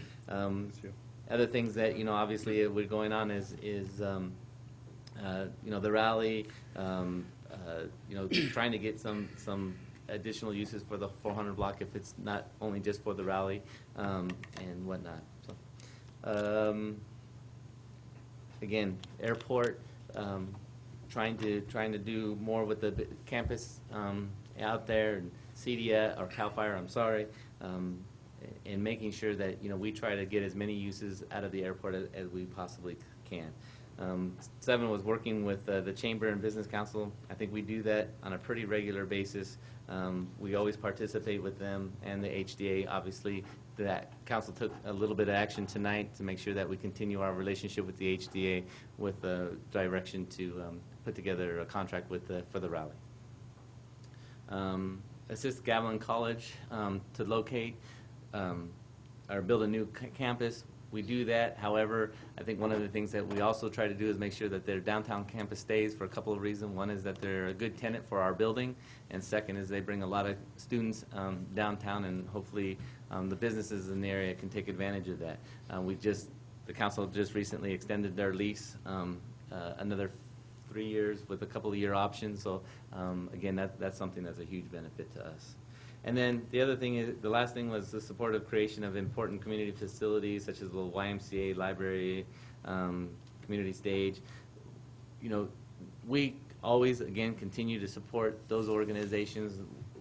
We believe that, we got a 50-acre park now. That's, I think, is something that's huge for the community. I don't know if anybody's really going to realize that benefit for a few more years, but that's something that's pretty special. Most communities our size don't have that. So that's sort of kind of just the status and of where our 9 priorities were, and we probably need to go back and create another 6 or 7 new priorities, since some of them have been done. But getting back to the original part of the report is that staff would really like to be able to come back to you over the next several meetings and try and get some of these early ones done. Again, the PKF report, getting the wayfinding sign program together, getting the retail leakage reports done, and then talk about how we proceed with purchasing the 400 block if that is something that the council wants. And again, lastly, if there's any desire whatsoever to work on an impact fee waiver program, we can bring something that's kind of pilot in nature. And if the council doesn't like it, we can just turn around and throw it in the trash can. It's not a problem. So. I think that's, you have a lot of good ideas there. I think personally the PKF report for the hotel, I think it's probably one of the top things we could be going after. I think the hotel industry is vital to anything we're doing in the future as far as the rally or the Hollister Hills or the wineries. All these things tie together. I think I'd be willing to support an impact fee waiver for the hotels, because we're going to be pulling the transient tax and so on and bringing more visitors to the community. So I think that's probably a high value right there. I don't know about the leakage study report. I think that might be throwing some money away. We have the rally now that's going to be bringing in people, who's going to be doing our marketing for us, and that's part of the reason we wanted the rally back. So I don't know if we need to invest the dollars there. The 400 block is absolutely vital to everything we're doing. There's a lot of talk and a lot of ideas out there about making it into a community area there, and especially with the rally now, there's been talk about pretty much ground zero for the American biker, basically, and for the community use year-round. HDH do many events out there, and I know a lot of other groups out there would love to use that property for their events, for fundraisers, and so on. I think that would really help support some of the nonprofits you were talking about also. So we're finding ways to create revenue streams for the nonprofit groups, obviously through the rally and other ways through using that 400 block for events. I think that's probably, if not one of the most important issues or things to talk about, I think that's, I would say, probably number one, in my opinion. So I'm pleased to see all the ideas, and I think a lot of them are great ideas. I'd like to prioritize the 400 block and the PKF for the hotels and have a conversation about those impact fees for hotels. Okay. I think if we're going to do that report, we have to have a plan in place to go out and recruit those hotels and let them know that we're here to work with them. Otherwise, a year goes by and the study's no good and we're back. How about the wayfinding sign? I think that's Okay. I think it's important. I think that's Okay, so that's what a we good can idea. do, if it's the pleasure of the council, I know that we can do the PKF report and the wayfinding signs almost immediately. And then we will begin working on making sure that we get that's a little bit longer process, but we'll start that process for the acquisition of. I'd like to hear from my fellow council members, and Councilmember Gomez, do you?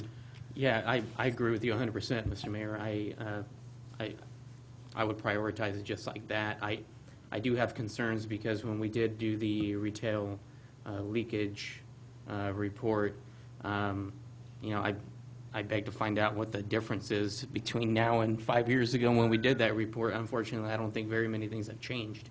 So how the report would come back different and spend that much money on it is a concern. I'm not saying that I would not do it. It just doesn't sound like the right thing to do right now. So I agree with the mayor. I think we prioritize just like that. Being able to knock out those two things in the beginning on the top of your list there is great. 400 block, totally agree with the mayor. Impact fee waiver, concentrating on hotels, I'm totally fine with as well. So I'm in agreement. Thank you. Thank you, Councilmember Scatini. Okay. I like what you said. I think you did a lot of work, and I think Mary probably has get some credit for it. Mary gets all the credit for it. I got two issues. One you brought. Especially if you have issues, Mary gets the credit for it. Well, this one I think I'm going to blame it on you. I had nothing to do with it if you got issues. It's not, just not my opinion, but there's a couple of things you mentioned, the west side, the Westgate coming into town. Somebody asked me just yesterday at the restaurant, why are we dumping tons and tons and tons of rock? Yeah, that place looks like heck to start with. I want to use a different word, but I'm on TV, and TV land, I don't want to cuss, but how come all those rocks along that thing? It looks terrible. Actually, it's bad enough as before they put the rocks, but it's worse. And then, okay, that's number one. Okay. Number two is I kind of disagree with my fellow councilman as far as waiver of any fees. We did that with RDA, and quite frankly, it got us in a little trouble.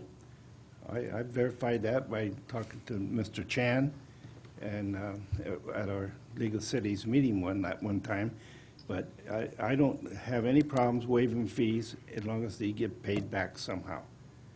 And we're talking about a lot of money, and I just don't, sure, we're going to get the tax base, we're going to get the tax on the people that use these rooms and stuff, but I just don't, I'm not into giving money away, especially taxpayers' money, even though we're going to recoup some of it back through these taxes and stuff. But I wouldn't support it, so. Think of it as an investment in this city, not necessarily giving it away. Well, it's an investment, I just said, but we're not getting the money back. You can't go to the bank and borrow money and say, look, I'll put a building up. Understood. I don't have to pay you back. I just don't, I had that problem with RDA, big time, you know that. And over the years, and I still have problems with that. So unless you really can convince me, I'm not in the soup with that one. Okay. But answer the rocks. Oh, answer the rocks. Okay. The rocks were replaced there sort of twofold. One is it was to help out the county for flood control. They're there to be able to be used immediately in the event of a flood in the river. The second part was we were hoping that it would deter some of the people from parking their tractor semi-trailers along the side of the road there. Still didn't, they still park. I know. I didn't say it all worked. I just said we tried. That's not a good excuse. Can we get a C for effort? No Cs allowed. Councilmember Scatini, is that it? No, it isn't, but I'll shut up for now. Okay. Councilmember Friend? Regroup. Yeah, I agree with you, Billy, because I've been talking to you about this. I know it's something we got to do, and I appreciate all the effort you put into putting this priority list. I would like to see an ad hoc committee so that members of the council can help you and your staff put this together. I think that's something we need to do, and have people from the council and maybe grab people from HDA, whoever, and form that committee to where we can come up with these long-term strategies. I think that's going to be something we need to do with you and Mary and a couple council members, whatever that committee. Yeah, we could try to put something together. We'll come up with some ideas about a couple of council members and some members of some boards, maybe a chamber, maybe HDA, see what we can come up with. Yeah, I think it'd be important to include a lot of those people that are going to be impacted either way. Sure. Not a problem. Councilmember Valdivia? I think that, Billy's report was really great. I mean, there's a lot of stuff on the plate.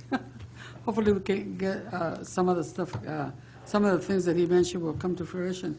I was going to ask you, Billy, because I couldn't hear too good over here. Did you mention, I was going to ask you is, I was still looking at the folks that came in, they wanted to maybe build a Denny's here. Is that still in the works, or what's going on with that? It's always in the works. Any restaurant is usually something that we consider working with. I haven't spoken to those gentlemen in 4 or 5 months now, probably. But yeah, I mean, part of it is always finding the land that's available. Like I said, we're working on, there's going to be a action item coming to you here shortly about selling another piece of right-of-way, probably on the back side of Walgreens. We have another user that may be interested in it. So we believe that Walgreens is probably going to be the impetus of making sure that Mark Gibson's property continues to develop. I know that the Gueres have some interest in a couple of developers as well, and I would have thought we would have seen something by now. We haven't seen that yet. So again, those are just private dealings, and it's hard for the city to get too involved. I mean, there's got to be a willing purchaser and a willing seller, so that's the hard part. But yeah, we work with everybody. I still get asked by a lot of our, especially our older population. They want Denny's. All the time, But anyway, I just wanted to make sure that was still in the works. You never know. It's important. It also brings jobs to the community, like everything else. Go ahead, Mary. Yes. If I could just clarify one thing also with the retail analysis, the figure I think we gave you was $100,000, but there's a budget way to approach some of this, the gap report. There's a Claritas gets the demographic information, and we can get some of the packages for easily under $5,000, probably closer to $4,000, that would help us identify what those gaps were. And if you recall, we've lost Fortino's since that gap report was done, some of our clothing stores downtown, jewelry stores. So sometimes it is helpful to be able to say, have a more current piece of information. And so just wanted to point out that there's a lower cost approach. We won't have consultants preparing a formal report for us, but we can just get some data. That's all. I like Councilmember Friend's idea of the ad hoc committee. I know he has a lot of great ideas for that 400 block. If possible, I'd like to appoint an ad hoc committee to help move this forward, if we can do that tonight. That'd be possible? Would you be willing to be on that committee? Okay. So I'd like to appoint Councilmember Friend and Councilmember Scatini. Would you be interested in On the 400 block?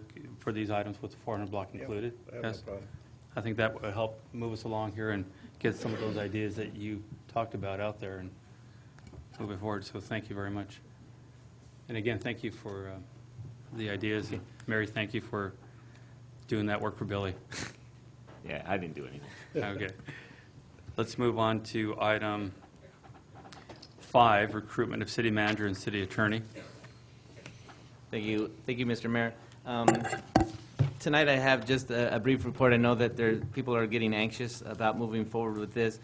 This is really just staff's recommendation. I want you to take it with a grain of salt, although it is staff's recommendation. The city is basically without two key personnel, as what we've had in the past, as a city manager and a full-time city attorney. Staff is recommending that the city council engage with an executive search firm to locate or to try and find and hire a city manager and city attorney. We've been in contact with at least 4 of the most prominent firms that do this type of work for municipalities and local governments. We talked to Avery and Associates, Bob Murray, Terry Black, Peckham and McKinney, and they've all came up with about the same amount, between $40,000 and $45,000, to do the executive search. One of the things that I think is important for the council to realize, and why staff has really come up with this recommendation, is there's a couple of things. One is that getting the recruitment to a firm outside of the city takes Robert and myself out of the selection process of our future boss. And second is, I think that it's going to be imperative that the council work directly with a firm to establish what the new salary will be. I provided you with some data from 2010, the League of California Cities, essentially what city manager's salary was, not necessarily city attorney, but city manager salaries during that time. And if you'll recall, that kind of the impetus for that was the Bell scandal. But nevertheless, it's accurate information, and again, it's from 2010. What we did is we highlighted those firms, or those cities that were basically between, I think, 25,000 population and 45,000 population. And if you'll notice that the average salary with the top 3 cities out and the bottom 3 cities removed from it, and Hollister obviously was one of the bottom 3, the average salary for communities of that size was just north of 200,000 at 204. I think our current salary schedule is like 134 for the city manager currently. So did that figure include, what did that blended figure, was it combined salary, benefits, and it was basically wages. Just base. It wasn't just base salary. W-2. Correct? Yeah. Well, it was based on the W-2 numbers. Okay. So, and again, when you look at them, some of them have. Some of them include a $400 car allowance or $600 car allowance and whatnot. So I'm assuming that is actually part of it, of the total compensation package. But again, I think for me and staff, it's more about making sure that the city council works directly with the firm to get a candidate that with the right attributes, with the right. If you want somebody with a good financial background, I mean, you can tell the executive search firm who exactly your ideal candidate is, and they will try to locate that person for you. Again, I know with the city attorney side, I know there's a difference of opinion up on the council. Again, we were looking at it from an economies of scale type of thing, doing 2 recruitments at the same time, maybe getting a little bit more bang for our buck. I know that there's some discussions on the council on whether or not to continue working with a contract firm, whether it be the Wellington Group or a new contract city attorney. But one of the things that I think that we have sort of talked about in the office is that it is different to be able to just walk into the city attorney's office and ask a question, as opposed to wondering whether or not your question is important enough to bother the city attorney. And I think that we've done a pretty good job with that. I don't think we've used more than our 15 hours of time on a weekly basis, but at some points that also might make me nervous. Because all it is if we're doing something kind of in a vacuum and not running it by her, and we end up in trouble, one lawsuit kind of blows away the whole sort of savings that the city is receiving by not having a full-time city attorney. Again, I am willing to do exactly what you want. If you want to continue to go down the path of doing a contract city attorney, certainly you can direct staff to prepare an RFP for a long-term arrangement with a firm. I don't mind doing that. But again, I do want the council's involvement, obviously, because the council actually does, or the city attorney / city manager does work directly for the council. Not necessarily the city attorney doesn't work for the city manager or vice versa. So I would like to get some consensus from you folks on whether or not we can bring back a contract at your next meeting so we can start this search. The searches usually take between 5 and 6 months, which is perfect. Do we have a speaker? I do. Brad Sullivan?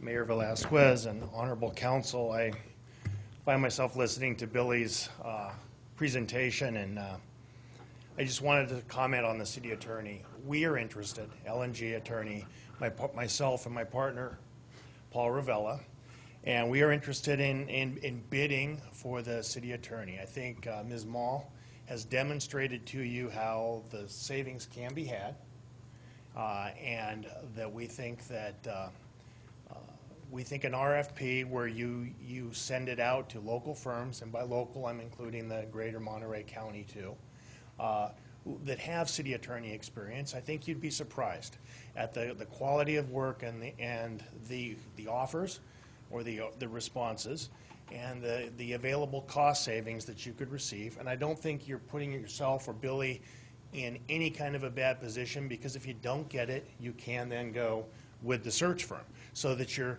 no worse off by seeing what's out there. I think that it can be done well. I think you can arrange. I mean, certainly if we were to be selected, the availability of our law firm could not be improved upon. We are literally 100 yards away. I paced it off as I walked in tonight. So, I mean, if someone couldn't make that walk or that call, I mean, there would not be a problem. Billy provided 2 bits of information about being the future boss. Well, a city attorney is not a city manager's future boss, so that would have no problem having a committee of yourselves and possibly Mr. Rivera screening, seeing if these are available. And I also think, with respect to the city attorney, you're not going to find a salary survey, because just going in the immediate area, the 17 AMBAG cities, the only 2 that have full-time contract city attorneys are Monterey and Salinas. Even Santa Cruz and Watsonville contract out, because you can get precisely the amount of coverage you need.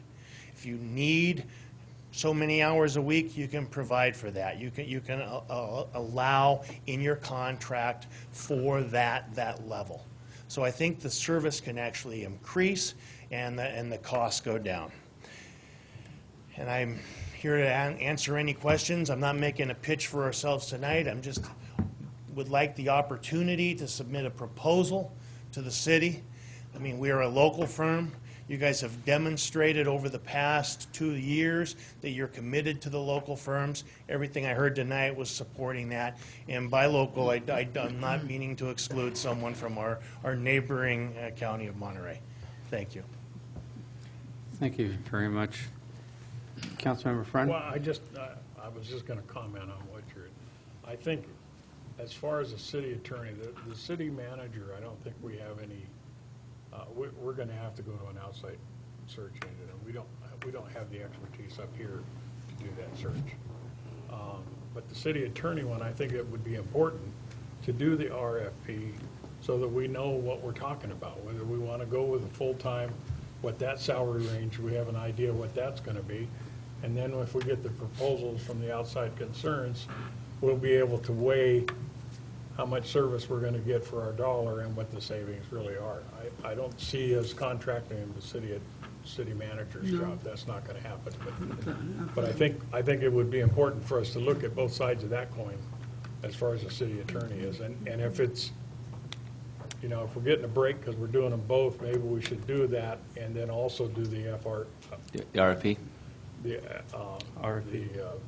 Ask the other attorneys to put in their bids just to see what we can compare those dollars with. That way if we don't like what we're getting, it's our fault. It's not something we didn't look at.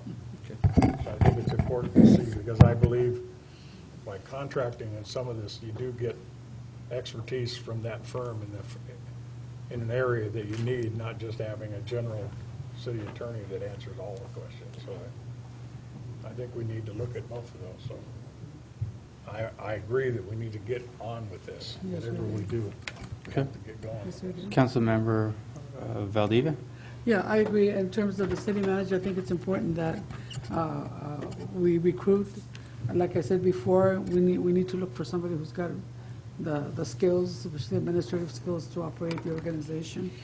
As you know, you're looking at budget, you look at different department heads, you're looking at different things, and then also working with us up here. So I think I would like to support us going out, like a friend was saying.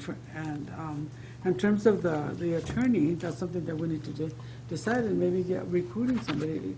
Recruiting folks, we can decide whether we're going to get a full-time attorney, because I've always supported a full-time attorney just because of what Billy was saying. I mean, it's crucial that we have somebody available to deal with the day-to-day stuff that goes on. And sometimes, let me tell you, especially around comp insurance, you got personal problems, et cetera, et cetera. And I think it's really, it's essential to have somebody on staff. Maybe it won't be a full-time person, maybe it's going to be a part-time, I don't know. But we need to look at that. I picked up the phone several times to call the attorney. I go, whoops, she's not here. You know, but, you know, I'm talking about the other attorney we had. But it's essential because I think staff also looks at that. I think staff would also want to have somebody available because there's so many things that go on with hiring procedures, with contracts, et cetera. And especially with workman's comp issues, et cetera, and those are really high potential litigation issues. And you know, in any organization. But anyway, you know, I think I said what I want to say, and I'll chime in again. Okay, Councilmember Gomez. Yeah, thank you, Mr. Mayor. Yeah, first of all, on the city manager recruitment process, yeah, I'm glad we're. It sounds like we'll be moving forward with that. We need to go on an outside recruitment. I'm disappointed that we're probably going to be spending, you know, $25,000 to $50,000 more a year. That's going to be, you know, obviously more money that we're going to have to fork out. But I think it's necessary. You know, we'll talk about those changes that we need to make to salary and all that stuff, and that's fine. You know, I think we're turning a new page, and you know that's you know, not always a bad thing. So, you know, I'm looking forward to that. In regards to the city attorney process, whether we go RFP or we seek a full-time permanent recruitment or go through a permanent recruitment. As you folks know, you know where I have stood on this issue. I think it's important to have an in-house city attorney. But at the end of the day, my biggest concern, yeah, it is a concern of mine you know, it's always nice to have that ability to have an in-house city attorney. But my biggest concern when I voiced against going out and contracting was the cost of the services and how it could potentially explode into something that we can't afford. As you folks know, we paid our city attorney $182,000 a year. We spent another about $40,000 a year in contracted services and all the other stuff involved with the city attorney's office. So unless, I don't know if I'm going to get myself in legal trouble saying this, but unless those RFPs come out under those figures, good luck finding my support. So I'm fine with it. So if you guys want to move forward with the RFP to see what it's gonna take, you know, maybe it's not going to be the 15 hours that we have contracted right now currently. Maybe you're going to need 25 hours. I don't know what that figure is going to be. You're going to have to look at the work that the city attorney did before she left. I don't know if she was doing full-time work. Maybe she was really only doing an effort of 25, 30 hours. I don't know that. I wasn't here every day. I know Councilmember Scatini's here almost every day, but I'm not here every day, so I don't see what's going on. Second home. So I'm fine with that. I'm fine with sending out a request for proposals. What's the cost on that, Billy? Do you know roughly? For the city to send out an RFP is not It's not much, right? Yeah. Compared to a full-on recruitment, that's going to cost us $20,000 to $25,000. I don't have a problem with that. And I think Brad also made a good point, that if we don't like what we see, we have Plan B. So if we don't get what we're looking for, fine. We'll just move forward with a permanent recruitment. But I'm supportive of both of those, seeking outside recruitment process for city manager and sending out an RFP, preferably for a local firm to take care of our issues. Thank you, Mr. Mayor. Thank you. Councilmember Scatini.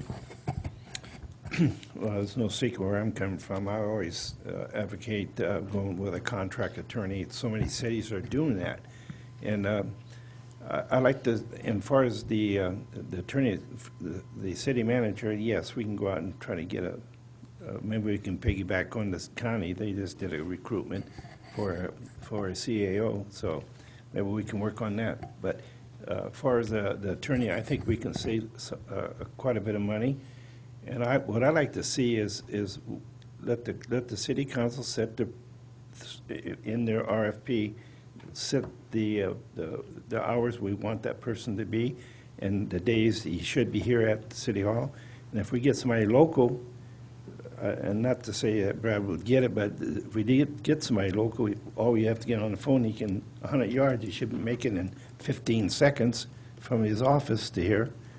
I don't know if he's that fast on his feet, but at any rate, if we get, the bottom line is, where I'm coming from is to get somebody that knows the business, somebody maybe with some experience in management, in all these lawsuits that we are confronted with, and I personally like to go out with that, and then look at maybe going with a professional firm, or look at what this county did and some of these other firms did with recruitment of the CAO, because they did quite an extensive recruitment, I think two times or 3 times.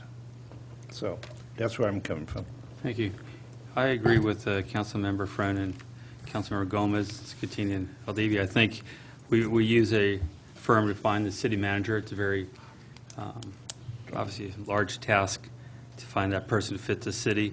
I think we should put the RFP out there for a city attorney, a firm, see what it provides us. If we're not happy with that, then we could go back to the recruitment process, or maybe by that point we have a city manager that decides what they want to do there. But I think it gives us an opportunity to see what's out there, what our offers are, and we might be surprised, we might be disappointed, but it gives us the ability to see that. So I think that's pretty much, I think the council agrees in that direction. Okay, that's fine.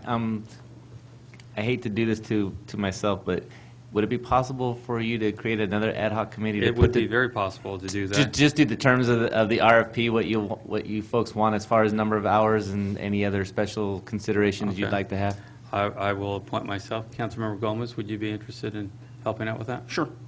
Okay, so I'll work with the two of you to put together the RFP. We'll get that out, and we'll try to bring back a contract with a firm at your next meeting so that we can start the city manager recruitment.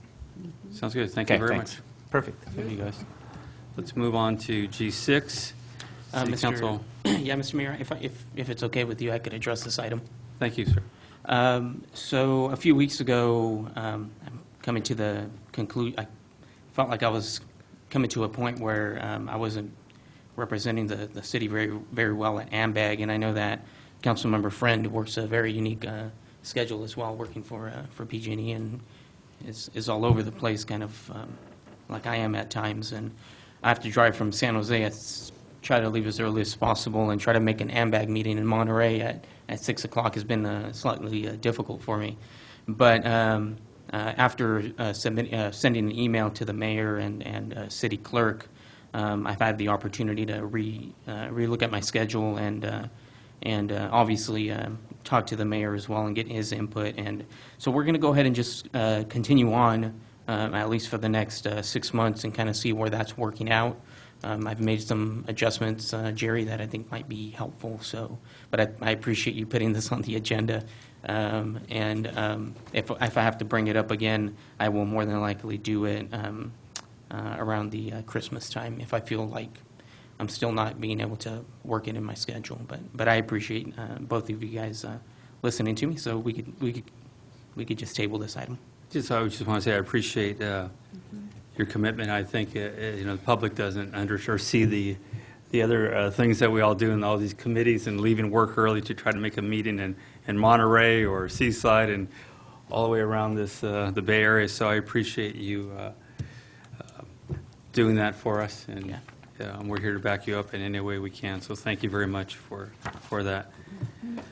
Let's move on to item G7.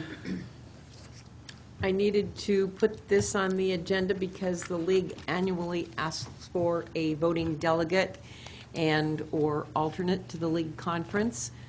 We did not put money in the budget to attend, for any council member to attend this year's conference. So I really would like to know if anyone is attending on their own dime, and if so, then the mayor can appoint, or council can have a consensus as to a voting delegate or not. Mr. Mayor, I have a quick question. I know that we, in years back, we removed travel and all that good stuff from the city council budget, but I think this is an important it's an important item, and it's an important conference to be at. And I don't have the opportunity to. I'm not going to have the opportunity to be there. I get to schedule my boss's visit, but I don't get to attend. But it may be good to have Mayor Velasquez there in attendance, even if it's paid out of, even if we have to make an adjustment to our city council budget. It's not much, but I don't know if that's a possibility or if the mayor is even interested in attending. But if nobody else is attending, I think it would be a good idea to have somebody from the city of Hollister represent. Those are just my comments. Thank you, Councilmember Gomez. Councilmember Scatini? Yeah, I agree with Victor on this. I think that it is, I try to attend all the League of Cities meetings when they have them, and along with Victor and Ignacio. I believe it's important. I think it's really important to keep up with what's going on in the different cities and make contacts with our fellow friends. And I really, if you can make it, I used to make it when I was on the council before, but since we don't have the money in the budget, I think we should really consider putting that money back in the budget to travel to this very important meetings. And I agree with, if you can make it, that would be great. I will. I'd like to, and I will try to adjust my calendar to make it for the event. I think it would be important enough for the city to cover the expenses of sending the mayor to this. Yeah, exactly. It is like I would also support that we could, budget some funds out of the city council funds so you can go. I think it's important that since you're a newcomer to get in there and interact with all the fine and great people. I mean, it's a great association. I think you're all right, and I participated for a long time until our funding started to go down, but no, I would support that. I agree, and I know the other conference I attended, there was so many things I picked up there that it really does make a difference, and if you all support that, I will make arrangements to attend. And then we can Okay, figure out. I'll fill out the form, and then if you can let me know tomorrow, if you can rearrange your schedule, then I'll submit the information for the hotel, because that needs to get in right away. Okay, I will. Thank you. Do you need a motion for that? No, I think it's consensus is fine. Consensus? Thank you. Thank you very much. All right, let's, H, I, J, and K, no business, and there's a motion. Second, all in favor? Aye. And thank everyone here for staying up late with us and listening to all of our talks. So thank you very much. We might encourage you to run for city council.